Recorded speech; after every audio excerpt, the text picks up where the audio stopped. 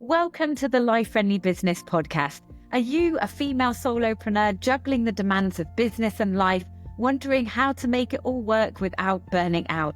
You love your business, but the overwhelm, the endless to-do list, and constant juggling makes you question whether it's worth the toll on your life. Here's the truth. You don't have to choose between a thriving business and a life you love. I'm Erin Thomas Wong, the Life Friendly Business Mentor, and this podcast is a guide to building your own life-friendly business, one that aligns with your values, works on your terms, and supports your well-being. If you're ready to step out of the daily grind, reclaim your time, and create a business that fuels your purpose while giving you the freedom to live life on your terms, this podcast is for you. Hello and welcome back to the Life Friendly Business Podcast. I'm Erin Thomas Wong, the Life Friendly Business Mentor. This podcast is all about adopting a life-friendly approach to the way that we're running our businesses, but also the way we're getting ourselves out there and getting visible. And I wanted to introduce you to some of the women who are adopting this approach. And today we've got Stephanie Ruff, who is a professional declutterer and organiser. She's been doing this for many years, and I'm really excited to speak to her today. So welcome, lovely to have you, Stephanie. Thanks so much for inviting me on. Would you like to tell us a little bit more about what you do, Stephanie? I would love to. So I am, I call myself a professional organiser. I mean, it's a funny old term, but I basically help clients who are overwhelmed with their clutter in their home. But also it's a little bit more than that. It's trying to help them find systems that work. So I sort of always joke and say I make myself redundant. I come in for a session, but I don't actually want you to be relying on me all the time. I want you to be able to set up routines, habits that really help people live a life more organised, essentially. I'm so passionate about having an organisation. I'm a mum of 3, running a very busy household. And so it's interesting. I don't think organisation comes naturally. I think it's a skill that you can learn, but I think some people adopt it in certain ways better for them. Some even more than me. I'm not saying I'm the most organised out there, but I like to sort of just help people, because actually when you are organised,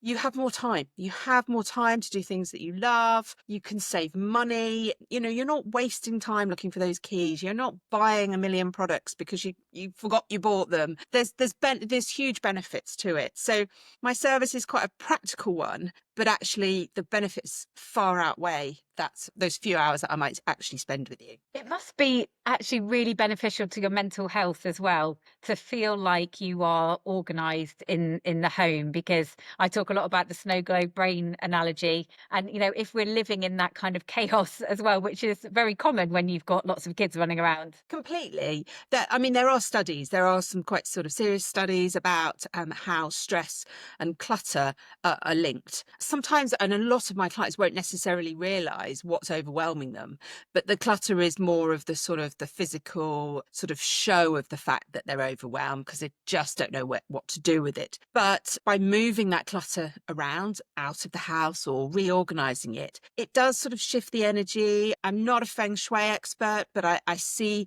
real synergies with that. And a lot of people are quite into that energy and moving around. But I promise you, if you move piles of clutter, all of a sudden something shifts, and that therefore really does help our mental health. So yeah, absolutely. I like to think of it as a form of self-care, and it's so important. I mean, you as a business owner, me as a business owner, days when I'm just like, oh my goodness, I don't know what I want to do. If I clear my desk and just have a bit of a tidy up around you, all of a sudden you're like, okay, right, I feel a bit more motivated, a bit more productive.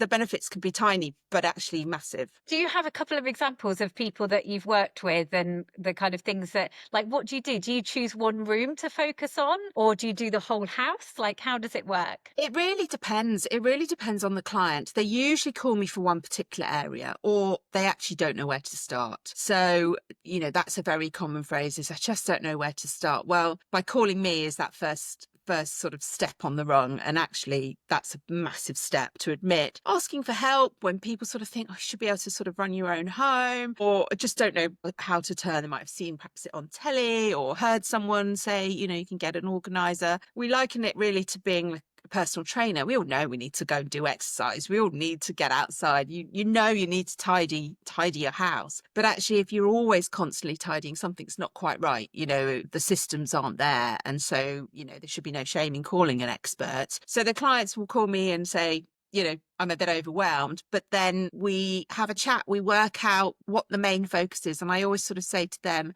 let's start where you want to start, in the beginning. And that might be something small that's really doesn't have much thought in terms of behind the items, because obviously sentimental items are massive. But if there's one zone in the house where you've just gone, actually, I'm just shoving it all in a cupboard, we could probably start by emptying that cupboard and then work out where things should be. But I always like to have a sort of walk around the house to start with when someone invites me in, to sort of see how they're living. And a lot of the time we have to work on more than just one room, because actually I describe it like that old, the jigsaw puzzle when we were children. You have to move all the things around, but you've got to have a space. Unless there's a space on the puzzle, you can't actually move anything around. So I come along, we'll get some stuff out, create space, and then we can move it around the house and work out where things really should be, so that things that should be in the kitchen are in the kitchen, and things that should be in the shed are in the shed, but equally things that shouldn't be in the house have left.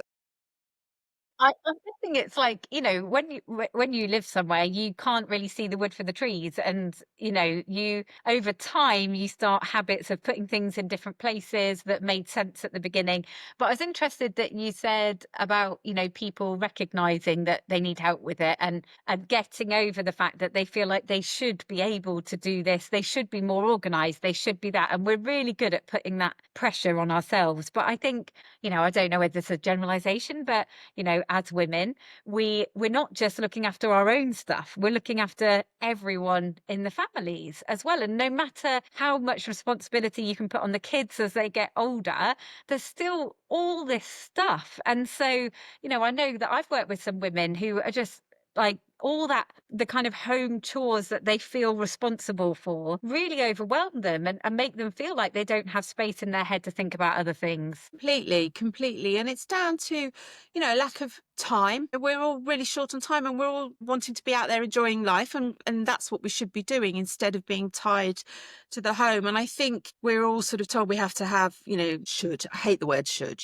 We all live on a lot of things that we should, but should we all be living in perfectly clean homes and always cleaning? But actually the organisation is a key, and it's tying certain things into routines. So, we talk about wardrobe changeovers, but now that's fine if it's your own wardrobe. But things like the kids, they're always bringing so much stuff in. So I always guarantee first day of the holidays, I just go, come on, we're just going to sort your rooms out. So when you're tied to school holidays, that's happening at least 3 times a year. So it's finding little things like that actually everyone's getting involved in, getting into routine, because organisation, you do have to teach. You have to learn how to do it and fit it into your life. And you've got to be strict on your time and go, actually, do you know what? I am going to do this. Because for me, I know that the benefit is there. I sleep better, I relax more, and then you can go out and enjoy yourself. And it's putting a value on that organisation, because the benefits are there massively. I just chuckled a little bit to myself, because I was thinking about my 16-year-old boy who I just keep going into his room, and he's just got his clothes all over the floor, his wet towel on the floor. And I'm kind of thinking, I'm getting more and more annoyed about it. And I'm also like, you're not looking after your stuff, you're not respecting your stuff. And I feel like, how do you motivate the kids to tidy up? And sometimes you have to give them an incentive, don't you? Which is really frustrating. But it's interesting that he's not bothered by it at all, but it really, really bothers me. It is hard, and you have to learn. And I think as a mum, that's the hardest, particularly when you've got other people around you. Is sort of choosing your battles, deciding on what's important for you and them. And so long as it's in their room, I've sort of learned to kind of go, okay, fine. But I then have a bit of a rule. I try to sort of say, look, the cleaner comes on a Monday, Sunday is tidy up day, and you all need to just have a bit of a tidy of your rooms on a Sunday. So again, that's trying to sort of put in a routine, So it's not every night, it's not being unrealistic, but it's like, come on, let's clear all the cups and glasses out of your out of your thing, or get them involved in emptying the bins. Don't get me wrong, I've got teenagers, so their rooms are not perfect at all. So you kind of have to go, fine. But then if you can encourage them at times, mine then do see the benefit. They do sleep better, they find their toys, or whatever it is that they're looking for, that they slowly get it. And I hope I'm teaching them, eventually they'll be great when they're living on their own, I'm sure. And so how do you get this message out to people? Like, are you attracting clients that already know the benefits of decluttering, or do you find that you're doing a lot of education on it? So it's interesting. In the beginning, when I started my business, I basically had this light bulb moment to just set the scene. And we relocated from Surrey down to Dorset 5 years ago. And as I was decluttering the house, ready for some photos, my husband was like, you can't have these photos taken. The spare room was just a junk room. And I was decluttering it and listening to a couple of podcasts, interesting enough. So I've always had an affinity with podcasts. I heard there were professional organisers. I was like, oh my gosh, this is a thing. And I sort of read about it and I was like, actually, this is exactly what I could do. I'm going to set up, become a professional organiser, moving to a new area. I was like, right, I'm part of an association. There's only 400 of us. There are more out there, but in terms of our association, registered, verified, professional organisers, so there's not many at all. And when I moved and started, I realised part of my role had to be an education piece. People had to, I didn't realise it was a thing. Didn't know you could have a professional organiser. And as I'm sure you've experienced, working with a lot of women in small businesses, there's so many, there's a business for everything. And if there isn't, someone's going to set one up pretty soon. So yes, part of it is that education piece, and accepting that everyone you speak to is not all going to be a client, and it's picking out who are you going to help. But the more people you're talking about it, the more people you're getting out there and knowing about you, they then will come to you eventually. It might not be immediate, and it is a long game, particularly when you're in that education piece. So I've really enjoyed that. And for me in the beginning, knowing no one, so it's quite interesting moving to a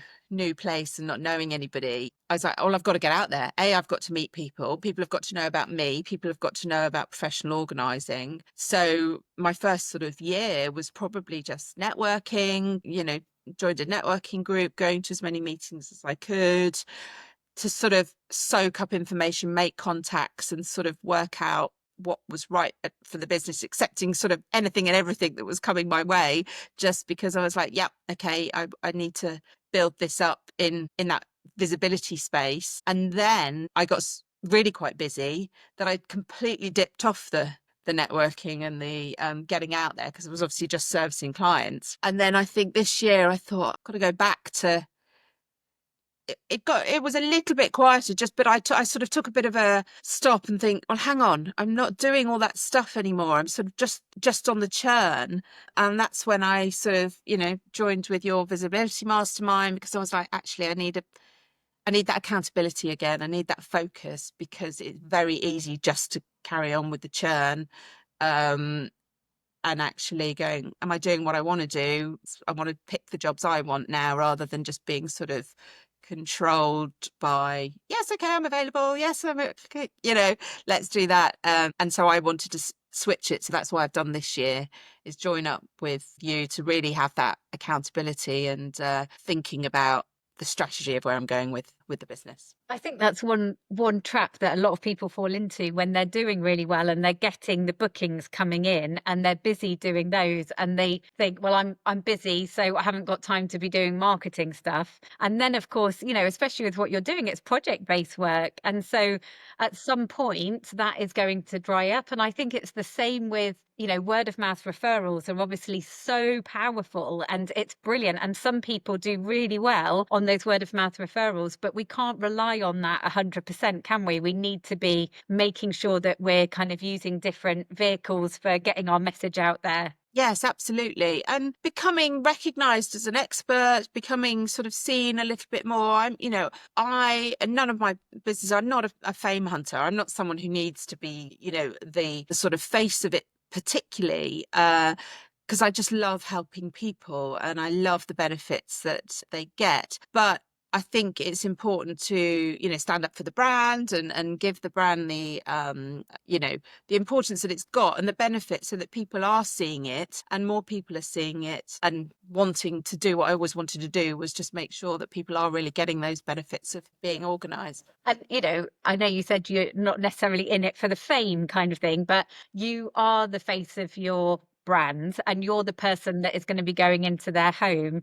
And I remember when we first started talking and I looked at your website and I'm like, where are you? I need you. I need your lovely face on there, because, you know, that is who someone is inviting into their home. You come across as very confident about what you do. Have you always felt like that, or was that a challenge at the beginning? So I hate sort of public speaking and all that kind of thing.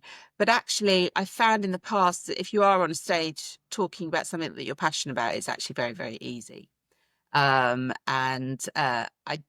do love it. I was told many moons ago, in a particularly early situation, that I wasn't showing any passion, and I think that's always sat with me.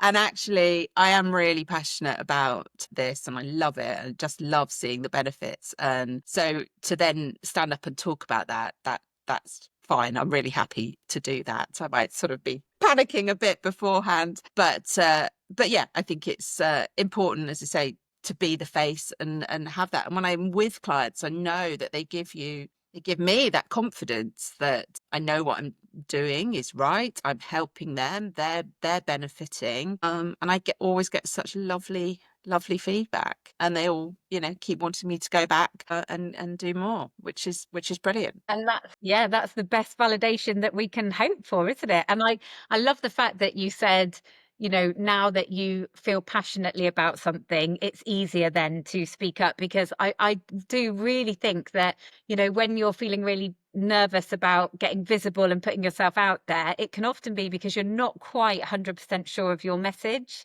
and what makes you different as well. And I know with my own journey, like when I rebranded to the Life Friendly Business and started my podcast, which is over 3 years ago, that's when I realized, right, these are the things that I talk about. And then when you've honed that down, it's so much easier to speak with clarity, because you know what it is that you really want to get across. And so, yeah, if you're feeling like you're really scared about speaking, it's probably because you haven't really honed in on, you know, the area that you want to be known for. But now you're doing quite a lot of speaking, and you've got an amazing speaking gig coming up. Yeah, so next week I've been asked to go to the Ideal Home Show to talk there, which is brilliant.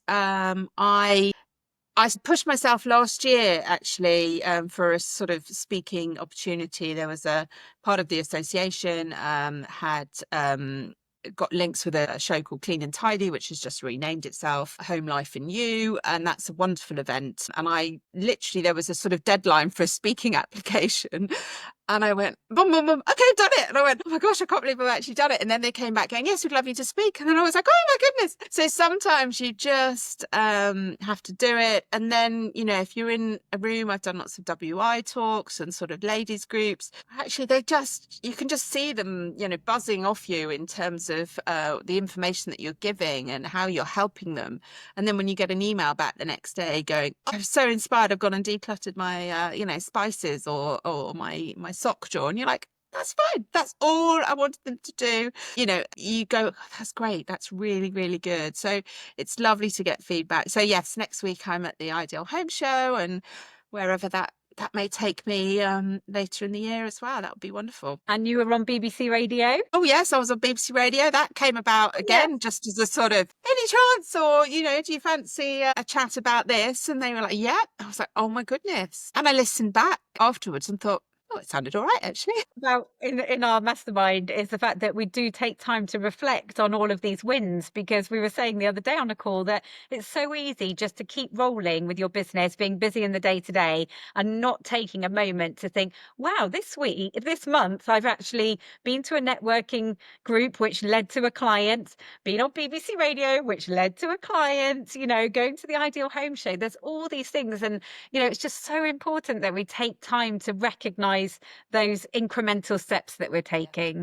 I call it, with my clients, I call it a to-do list rather than a to-do list. And I do try to encourage them. I ran a challenge last last week before, a spring clear challenge for people that signed up, and that again was out of my comfort zone. That's a video every day that I recorded for people to kind of do their own decluttering at home. And then the last thing at the end of the week was write a to-do list, because it's really important to recognize that, and that gives so much motivation, because we do sometimes, well, we procrastinate and ourselves into a spiral of, I haven't really achieved anything, and I've got all this to do, but actually we have achieved quite a lot. So yeah, it's really, really important. And I think that's what I've loved about the visibility, is that not just that accountability, but that reflection time, that sharing as a group, because it's lonely out there when you're on your own as a solopreneur, that sharing your successes and having a group of people around you that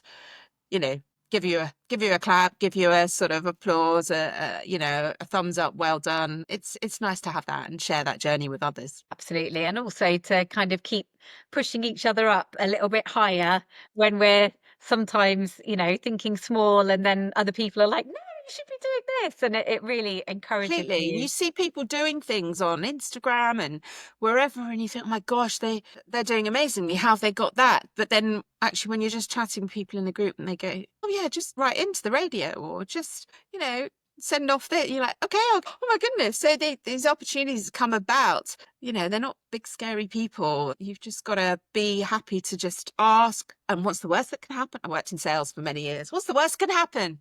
They can say no.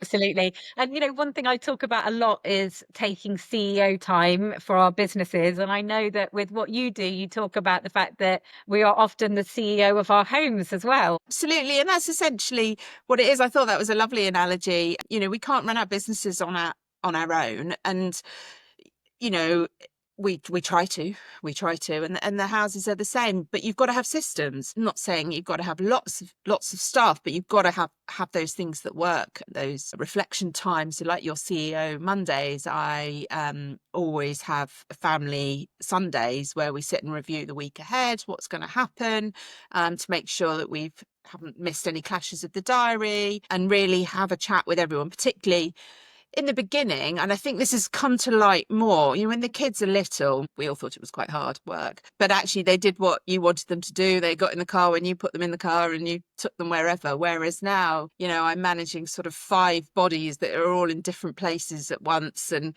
how are you getting from here to there? Where do you need me in this piece of puzzle? And sometimes you do actually have to go, right, can we just make sure that we're all on the same page here? I mean, we have all our stuff online, Google Diaries. I mean, mine looks like a disco. It's like in a different color for every child, a dog and, husband. So, you've got to make those logistics work. So there's things like that, putting systems in place. And I think my biggest one is, delegation and delete, as you would with a business, what you're going to delegate to somebody else, what you're actually going to get rid of. And, we don't need to do everything, but you can find ways of making things happen depending on what's really important to you. And looking at your home as, how do you want that organized? What benefit? What you're trying to achieve? What's your why? What's important to you? For us, it's holidays. Holidays are non-negotiable. We try to really make sure we have, good big holiday a year and a couple of other ones dotted in. But that takes a lot of working around. When's it going to happen? How's work going to carry on without us around? Where do we all want to go? That sort of thing. How are we going to pay for it? It's important to, what is your why, really? It's so fascinating to hear you talk about how you're running those things in your family, and and it feels like this is actually such a broad subject, much broader than I realized as well, with the organizing stuff. And so you are now offering like an hour with people on Zoom as well, where they can basically Yes, talk their situation through with you. exactly. Because sometimes a lot of people think they can do it themselves, and a lot of people can. A lot of people are action takers, but they don't know where to go. So I've launched this new sort of organised boost, as I call it, a power hour, just to sort of download, have a sort of session with me to go, oh my goodness, this isn't working in my house. What can we do? And we can have a review and have a look at what it is. So it might not be the clutter, per se. It tends to start with that, but then it's actually like, well, look, these are some systems you need to put into your home life, whether it be going paperless, whether it be setting up reminders. It might be using AI, such as, you know, Alexa's in the house to gosh, I'll be careful, mine will be going off, to make life easier. There are a lot of things, so we could talk through solutions that are right for you. You know, not everyone's going to need you know, smart lights and TVs that you can't turn off unless they're connected to a you know, piece of intelligence. But it's about finding systems that work and putting those things in place with you. But yeah, that's what my Organised boost will do, just to help you get an action plan in place. And the whole point is that we don't know what we don't know. And so that's why it's so inspiring to kind of hear all these ideas of what you can be doing. So how can people get in touch with you? Yeah, they can get in touch with me from my website, which is theorganisedzone.co.uk. Organised has an S because we are in England, not America. The Americans all spell it with Z. And my platform of choice is Instagram, which is theorganiszone.uk. Wonderful. And finally, I'd love you to share what your tip would be for small business owners listening. It can be anything you like. Have the confidence in yourself to go for it. But also, when you start out, it might not be where you are 3 years later, but just go for it. You know, go with what you want to do, learn things, pick up, talk to people, get out and talk to people, listen to what they're saying, and go and just go for it. But yeah, have the confidence, say goodbye to that imposter syndrome, because we all suffer with it and it comes when we need it, but just keep that confidence and, you know, you'll make it. And we just need to keep taking those small steps forward, don't we? And like you say, we grow as people, the business grows and evolves. And, you know, you don't need to know all of the steps to get started. Just start.